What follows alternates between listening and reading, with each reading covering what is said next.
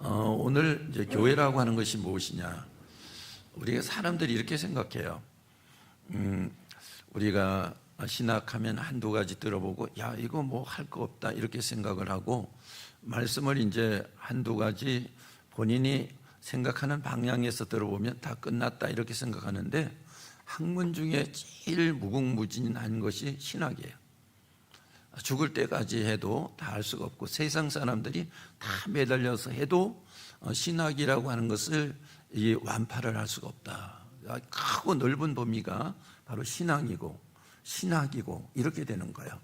그래서 오늘 복음만 하더라도 단순하게 글자에 있는 것이 아니고, 이거는 엄청나게 넓고 엄청나게 큰 하나님의 은혜 속에서 감지되는 것이다 하는 것입니다. 오늘 이제 본문 말씀을 우리가 논해서 보면 제가 정한 제목에 오직 복음, 오직 전도다, 이겁니다. 오직이란 여러 개 중에 오로지 하나다, 이것입니다.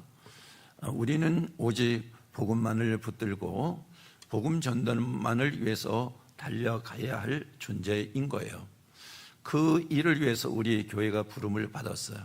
우리 교회 명칭이 뭐죠? 소명교회. 다른 이름으로, 다른 내용으로 말하면 부름을 받은 교회, 부름교회, 부름교회도 있잖아요. 여긴 한문으로 딱 해놓으니까 소명교회 이렇게 나오는 거예요. 그래, 소명교회는 부름을 받은 교회다 의미예요. 바울의 말이 사도행전 20장 24절, 제가 볼게요. 내가 달려갈 길과 주 예수께 받은 사명 곧 하나님의 은혜의 복음을 증언하는 일을 마치려 하면은 나의 생명조차 조금 더 귀한 것으로 여기지 아니하노라 그랬어요. 복음이 무엇보다 중요하다고요? 나의 생명보다 중요해요. 왜냐하면 복음이 있기 때문에 내가 있으니까. 그러니까 내 생명보다 중요한 것이 바로 복음이다. 우리 잊지 마세요. 복음이 있기 때문에 내가 있는 것이다. 그러니까 복음이 우리 자신보다, 생명보다 우선하는 거예요. 바울이 이것을 다 결론을 내리고 있습니다. 바울은 오직 복음 전파에 힘썼습니다. 오늘 본문은 예수님의 말씀이에요. 예수님은 복음을 겨자씨 비유로 말씀을 하셨어요. 복음이란 예수 그리스도를 통해서 구원의 길이 열리는 것을 말하는 것입니다. 복음의 핵심은 그리스도의 삶인데, 그리스도의 죽으심과 부활이 핵심이에요. 그 복음이 예수님에게서 우리에게 전가되는 거예요. 여러분, 우리가 성경에서 보면 하나님의 은혜가 누구를 통해서 우리에게 전가됩니까? 예수님을 통해서. 또 죄가 누구를 통해서 우리에게 전가돼요? 바로 아담을 통해서 우리에게 전가된 거예요. 그거와 마찬가지로 오늘 우리에게 복음이 누구를 통해서 전가됩니까? 예수님을 통해서 전가됐어요. 그래, 로마서 5장 19절 말씀에 보면 이렇게 되어 있죠. 한 사람이 순종하지 아니함으로 많은 사람이 죄인 된 것 같이 한 사람이 순종함으로 많은 사람이 의인이 되리라. 이렇게 죄가 한 사람을 인해서, 또 우리에게 복음이 한 사람을 인해서, 그 한 사람은 예수 그리스도이지 않습니까? 죄를 전가하는 한 사람은 아담이지 않습니까? 이거를 말씀을 하고 있어요. 그래서 그 복음의 말씀을 듣는 자는 복이 있는 거예요. 왜냐하면 구원의 기쁜 소식이니까 이 말씀을 듣는 자가 복이 있다, 이렇게 이야기를 하고 있는 거예요. 사이판에 제가 얘기를 한 것 같은데요, 60년 동안 숨어서 산 사람이 있었어요. 해방은 이미 수십 년 전에 되었는데 해방의 소식을 듣지 못했기 때문에 60살이 되도록 숨어서 살았다, 얘기지 않습니까? 교회란 무엇인가, 어떤 곳인가 하는 거예요. 왜냐하면 복음인 구원을 얻은 자들이 구원을 주신 하나님께 예배하는 것이고, 또 하나는 구원 얻은 성도들이 복음을 전파하는 것이다, 얘기입니다. 우리를 그 일을 하도록 하나님께서 부르셔서 복음을 전하는 사명을 우리에게 주셨어요. 그러니까 오직 복음 전도가 우리가 할 일 중에 가장 귀한 우선 순위에 서 있다, 얘기입니다. 그러니까 복음을 우리가 알지 못하고 우리가 복음을 전하지 못하면서 다른 것을 주장하는 것은 뒷북을 치는 것이다. 성령이 그렇게 말씀을 하고 있는 거예요. 그래서 교회의 비전은 오직 복음이다 하는 얘기입니다. 마가복음 4장 31절 말씀을 우리가 다 같이 한번 보도록 하겠습니다. 겨자씨 하늘과 같더니 모든 씨보다 작은 것이로되. 겨자씨에서 씨란 생명을 말하는 거잖아요. 예, 겨자씨는 작은 씨 중에서 가장 작은 씨를 말하는 거예요. 가장 작은 씨를 나타내는 것이 주님이 오늘 핵심적으로 하실 말씀이다 이겁니다. 작은 씨이지만은 생명이 있기 때문에 싹이 나고 자란다 그겁니다. 그래서 겨자씨를 통해서 하늘나라와 이 땅의 것이 비교되고 있어요. 그러니까 이 땅은 크게 시작하지만 점점 작아지다가 없어집니다. 왜냐하면 완전한 생명력이 없기 때문에. 그래서 이 땅을 무엇으로 비교합니까? 꽃꽂이로 비교하는 거예요. 지금 이제 물이 있으니까 살아있지만은 얼마 있으면 죽는 거예요. 이 세상의 속성이 꽃꽂이와 같다 이겁니다. 그것을 오늘 비교해서 이야기를 하고 있는 것입니다. 그리고 하늘나라는 겨자씨처럼 작게 시작하지만 점점 커진다. 커질 뿐 아니라 없어지지 않는다. 왜냐하면 생명력이 있기 때문에 작아도 이것을 말씀을 하고 있습니다. 그래서 교회는 이 땅에 있지만은 작게 시작해서 커지는 것이 교회다. 그리고 복음인 생명의 씨는 예수 그리스도 씨라는 거예요. 예수 그리스도가 그 교회의 씨와 같은 핵심이라면 그 교회는 없어지지 않습니다. 영원한 생명을 가지고 있기 때문에 그렇습니다. 그래서 교회의 본질은 복음이에요. 복음. 여러분들이 교회 본질을 바로 알아야지만 우리 신앙생활을 하게 되고 내가 무엇 때문에 살아가야 가는가 하는 것을 알게 됩니다. 그러니까 핵심이 본질을 얘기하는데 사실은 본질이 무엇인지 모르고 단어로 본질을 얘기하는 경우들이 너무 많아. 근데 그럴 때마다 지적할 수는 없잖아요. 근데 본질을 주님께서 말씀하고 있단 말이에요. 뭐를 통해서? 하나님의 말씀을 통해서 말씀을 하고 있습니다. 그래서 교회의 본질은 복음이다. 제가요 어제 성도들 몇 분과 같이 이야기를 나누면서 무형자산과 유형자산에 대해서 말씀을 나눴어요. 유형자산은 우리가 보는 거 내가 습득할 수 있는 거지 않았습니까? 그게 무엇이냐? 우리가 요즘에 정말로 우리가 가장 중요하게 여기는 부동산, 자본, 기술 같은 것이 유형자산이잖아요. 무형자산은 그 사람이 지니고 있는 성품, 정신, 지적 기능 이런 거잖아요. 그런데요, 이것이 무형자산인데 실제로 그 사람을 다스려 나가는 것은 바로 무형자산인 것 같은, 우리가 사람들에게 나타나지 않는 이런 것들이 자신을 이끌어 가는 것이고 우리 교회를 이끌어 가는 거예요. 그래서 우리 주님은 어떤 분이셔요? 우리가요 그 주님 하나님을 우리가 알 수 없잖아요. 볼 수가 없잖아요. 냄새를 맡을 수가 없잖아요. 그래서 그 주님을 기묘자라 신기하고 이상하는데 실제로 존재한다 그 얘기입니다. 그런데 그런 분이 우리 생명과 자신을 이끌어 가시는 거잖아요. 보이지 않는 무형이지만은 우리가 호흡하며 살 수 있게 하시는 분이 바로 무형인 바로 하나님이라 이겁니다. 그 안에 있는 것이 바로 우리 자신이에요. 그래서 우리에게는 복음이 다 있어야 되는 거잖아요. 그래서 바울이 이제 사도행전 20장 24절 말씀해 보니까 내가 달려갈 길 다 달려갔다. 그러면서 내가 너희들에게 은혜의 말씀을 부탁하노라 이렇게 말씀하고 있습니다. 이것이 복음이에요. 이 교회가 복음의 핵심이 없고 복음이 없으면 교회는 썩어요. 그런데 이 복음으로 차 있으면 교회가 썩질 않아. 왜냐하면 복음으로 차 있다고 하는 것은 하늘나라 속성을 그대로 가지고 있다는 거지 않습니까? 이 땅에는 썩어가도 교회는 하늘나라의 속성인 바로 복음의 본질을 가지고 있으면 썩질 않아. 그래서 이것을 파수하는 목사가 그렇게 힘든 거야. 이것을 하나님을 위해서 교회를 이 땅에 내신 거란 말이에요.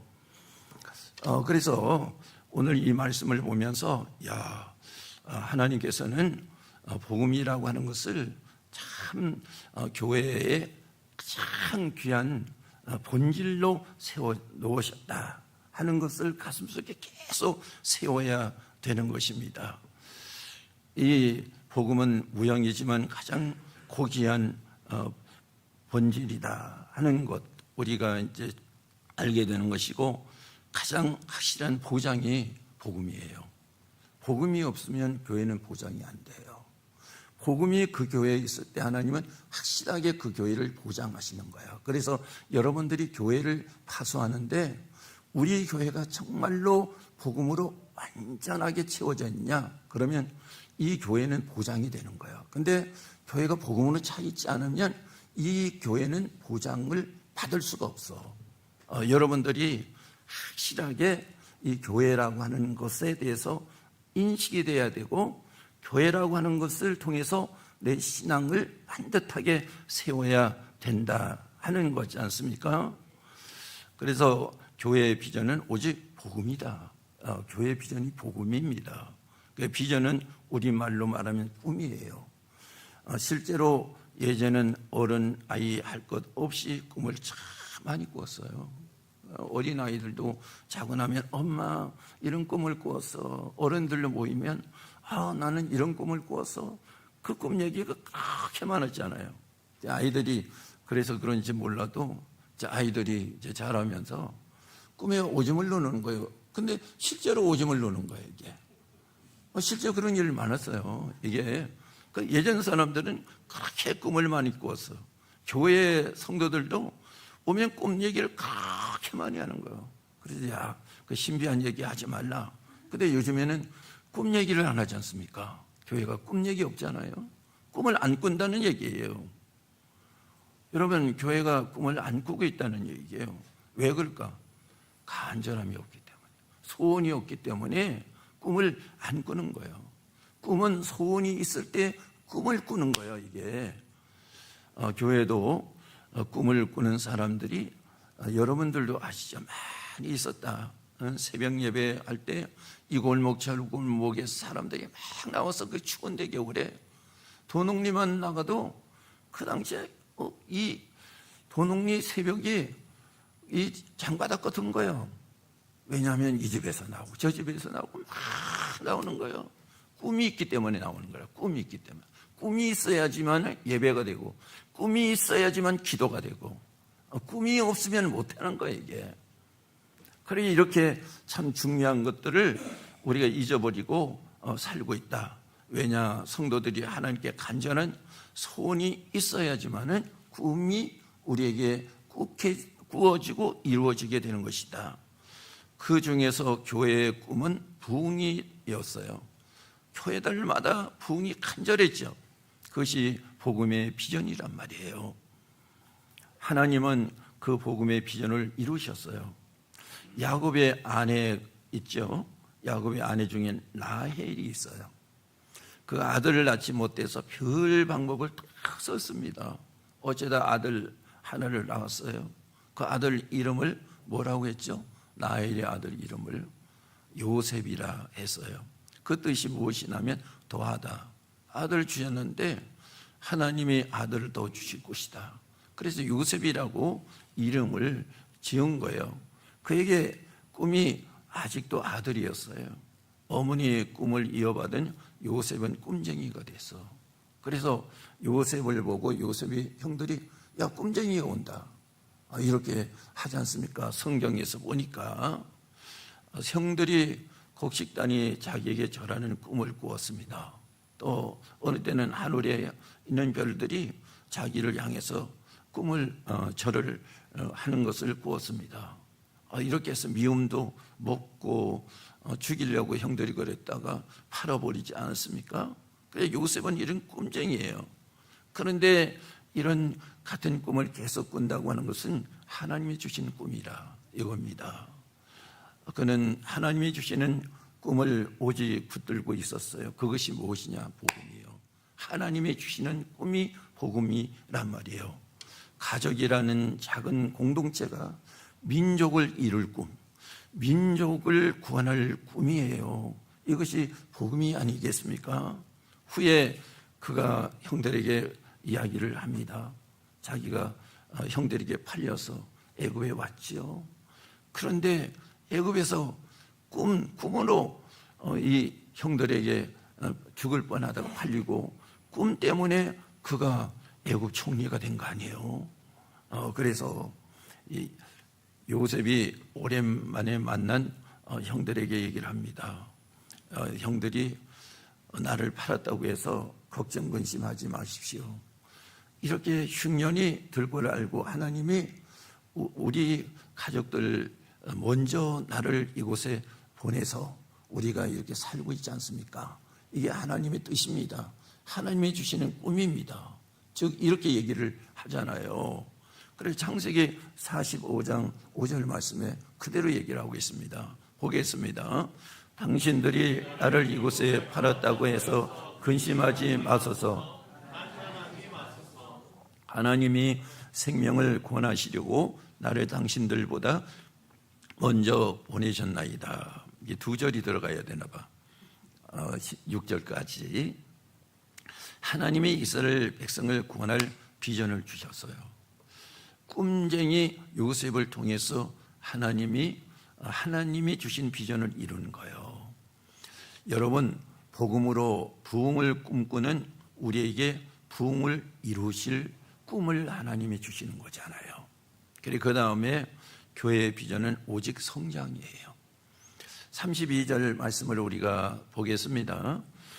심긴 후에는 자라서 모든 풀보다 커지며 큰 가지를 내나니 공중의 새들이 그 그늘에 깃들일 만큼 되느니라. 컸어요. 모든 풀보다 컸고 큰 가지를 내니 이렇게 말씀을 하고 있죠. 여기서 자란다는 것은 교회 성장을 의미하는 거예요. 교회의 성장, 우리 신앙의 성장을 말하는 거잖아요. 복음은 겨자씨처럼 생명이 있습니다. 생명이 있는 작은 겨자씨를 흙에 심었더니 자랐어요. 얼만큼 자랐습니까? 모든 풀보다 더 커지며 큰 가지를 내니 이렇게 말씀하고 있습니다. 겨자씨는 원래는 모든 풀보다 작아요. 그랬던 것이 이제는 자라서 반대로 모든 풀보다 커졌다 얘기를 하고 있잖아요. 그리고 풀에 어울리지 않을 만큼 커서 가지를 냈다. 그러니까 이 식물인데 이 나무가 됐다 얘기해요. 풀은 크지만 가지는 내지를 못하잖아요. 그런데 그 작은 겨자씨가 풀인데 커서 가지를 내는 나무가 되었다. 이렇게 말씀을 하고 있습니다. 이 비결이 어디 있느냐? 이 비결이 하나님에 있다 이거예요. 하나님에게. 이 비결이 교회 안에 있어요. 왜냐하면 교회를 하나님이 세우시고 교회에 하나님이 존재하셔요. 성령으로 존재하셔요. 그 세상을 창조하신 그분이 없는 것도 있게 하시는 분인데 여기에 겨자씨처럼 보일까 말까한 그 작은 것을 나무가 되게 할 수 있는 능력을 가지고 있는 거예요. 이 비밀은 하나님에게 있지 사람에게 있는 것이 아니다 이거잖아요. 그래서 우리가 주님 안에서 그 비밀을 찾는 거야. 그래서 여러분 교회 안에서 여러분 보세요. 제가요 사람을 무시를 안 해요. 왜 그런지 아세요? 어린아이들이 자라도 무시 안 하는데 어린아이들이 자라고 청년이 자라는데 자꾸 띄우지 말라는 거예요. 왜 그런가 하면 띄우지 않는 보잘것없는 그 아이들이 나중에 보면 최고가 되는 왜냐? 하나님이 비밀이고 비결이 여기에 있는 거야.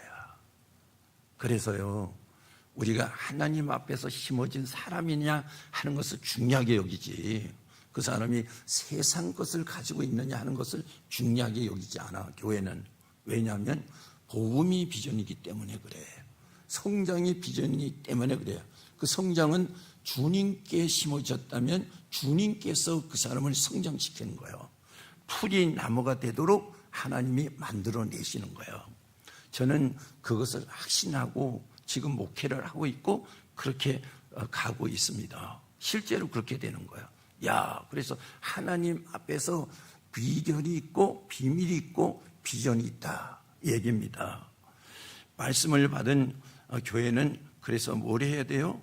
기도에 힘써야 된다, 이거잖아요.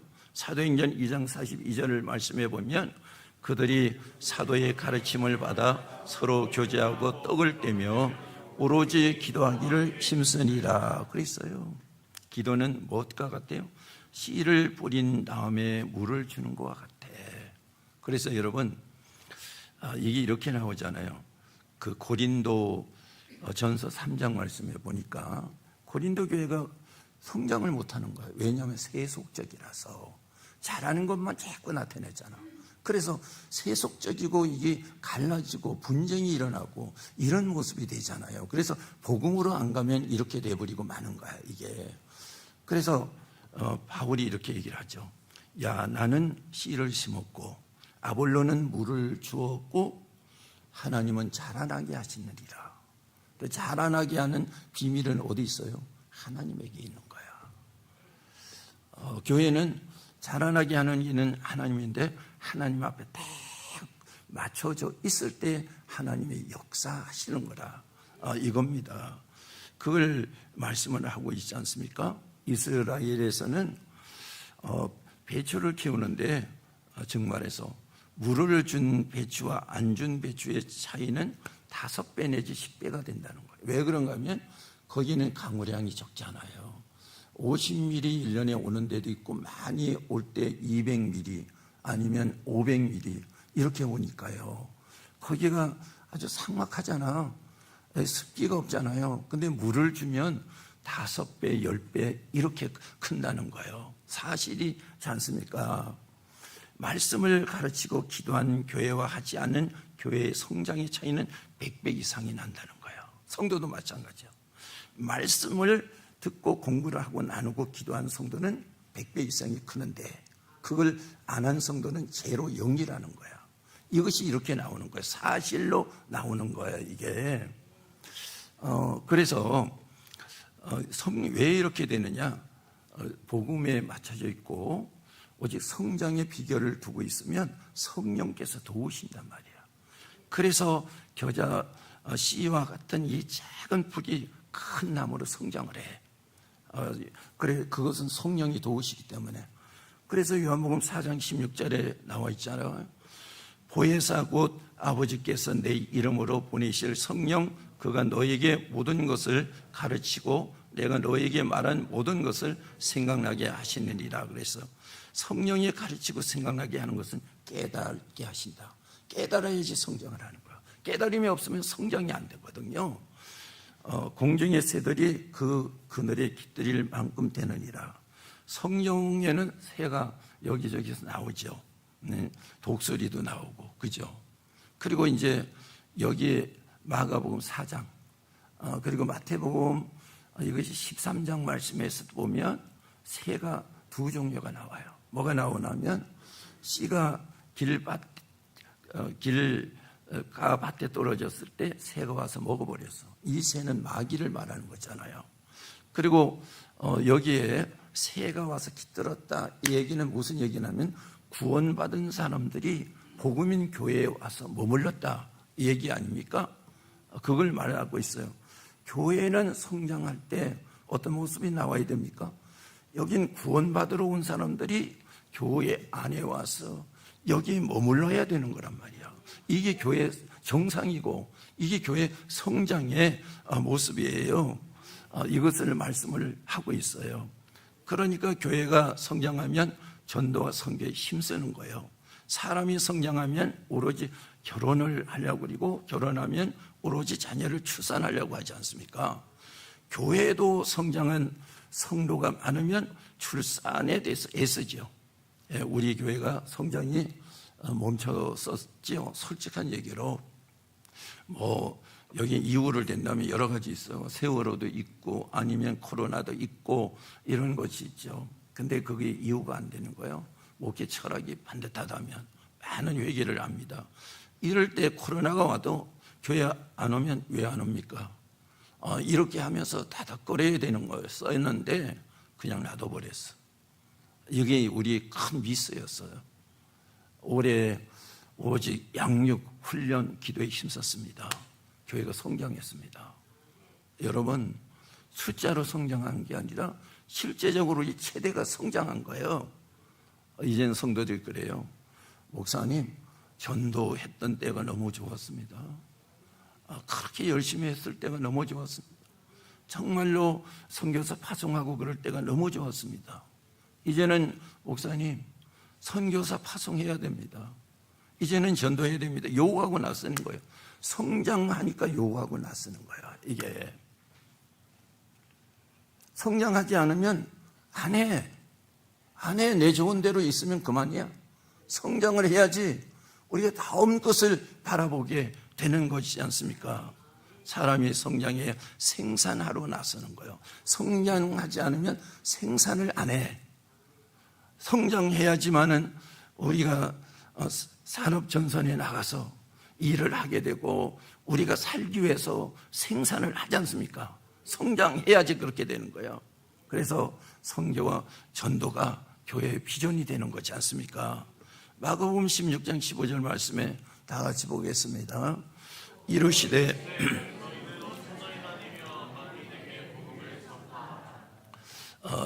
이제 처음에는 예루살렘 초대교회가요 유대인들에게만 복음을 전했어요. 왜냐하면 유대의 교회의 영향을 받았기 때문에. 이방인들에게는 성령도 여긴 구원도 없다고 초대 기독교인들은 단정을 했거든요. 베드로까지도 그랬어요. 베드로가 이제 총회장이었잖아요. 그래서 여러분 사도행전 10장 말씀에 보면 고넬료가 이방인이잖아요. 백부장이긴 해도. 그래서 베드로 보고 거기 가서 복음을 전하라고 그러니까 안 간다는 얘기요. 왜 안 가냐 하면 거기는 구원도 없고 성령의 역사도 없다는 거예요. 안 가려고 그러잖아. 하나님이 강제로 떠밀잖아요. 저 집은 부정한데요. 저건 부정한데요. 가 이렇게 하니까 베드로가 이제 고넬료가 초청을 하니까 가는 거예요. 마지못해 가서 말씀을 전하는데 어떤 역사가 일어나요? 성령이 임하면서 은사가 막 임하면서 구원이 보여지잖아요. 그러니까 하나님이 하시는데 내가 어떻게 막을 수가 있느냐? 그러면서 이방인 고넬료 집에서 3일을 더 유하다 가지 않습니까? 여러분, 우리가 복음을 제한시킨 게 아니야. 유대 기독교회는 처음에 제한을 시켰어. 그래서 하나님이 방맹이로 때리잖아요. 사울을 통해서 핍박을 받으니까 사마리아로 빌립이 도망가서 복음을 전하게 되고 안디옥에 가서 복음을 전하게 되고 사방으로 가서 복음을 전하니까 여기서 복음이 전해지지 않습니까? 여러분, 우리는 내가 저 사람 구원시켜야 되는데 그 사람 못했는데 저 사람 못해 이게 아니에요. 내가 막을 그게 아니고 하나님이 하시는 대로 내가 해야 돼. 이게 이제 성장한 모습이야. 그리고 하나님께서는 그 교회를 쓰시고 그 성도를 하나님이 쓰셔요. 왜냐하면 비전이 있기 때문에요. 비전 없는 사람을 쓸 수가 없잖아요. 여러분, 우리 이송자 성도님이 여기 오셨는데 우리 이송자 집사님도 비전이 있잖아요. 비전이 있어요. 왜요? 하나님의 나라를 확장시킬 비전이 있는 거예요. 기도할 비전이 있는 거예요. 내 옆에 아는 사람 복음 전하면서 구원시킬 비전이 있단 말이에요. 우리 여기 갈레페나 안나이가 이런 비전이 없으면 끝나버리고 마는 거예요. 비전이 있기 때문에 우리에게 꿈이 있는 거라. 우리 교회가 역시 마찬가지예요. 이것이 없으면 우리는 튼튼한 것 같아도 죽은 것과 같단 말이에요. 이것들이 우리 안에서 일어나야지 되지 않습니까? 그래서 이렇게 박해를 받고 억지로 하잖아요. 그래가지고 고생한 다음에 비전을 넓혀가는 거예요. 스데반은 선교의 제물이 되고요. 이렇게 되면서 세계 선교와 전도의 비전을 갖게 되죠. 그러자 쟤들과 기독인들이 세상을 비치는 빛이고 소금이 되고 여기서 유용하게 쓰임을 받잖아. 내가 아무런 비전도 없는데 소금 되게 해달라고, 빛이 되게 해달라고 천만에 웃긴다고 얘기할 거 아니에요. 그게 아니란 말이에요. 성경은 성경대로 풀어서 가야 되지 않습니까? 그래서 어떻게 되겠습니까? 그 악한 노마, 정말로 우상으로 가득 채워진 노마를 변화시켰지 않습니까? 여러분, 해가 지지 않는 영국을 기독교 나라로 만들었잖아. 그리고 여기 선교사가 온 세계로 나갔잖아. 이런 역사가 있었잖아요. 우리는 겨자씨가 겨자나무가 되어 새들이 깃들인 것처럼 구원받는 자들이 날마다 더해야 되는 거죠. 여러분, 오늘 본문 말씀하고 사도행전 2장 46절 말씀을 연이어 우리가 읽고 그 다음에 하심에서 기도하도록 하겠습니다. 심긴 후에 자라서 모든 풀보다 커지며 큰 가지를 내나니 공중의 새들이 그 그늘에 깃들일 만큼 되느니라. 날마다 마음을 같이하여 성전에 모이기를 힘쓰고 집에서 떡을 떼며 기쁨과 순전한 마음으로 음식을 먹고 하나님을 찬미하며 온 백성에게 칭송을 받으니 주께서 구원받은 사람을 날마다 더하게 하시니라. 우리 기도하겠습니다.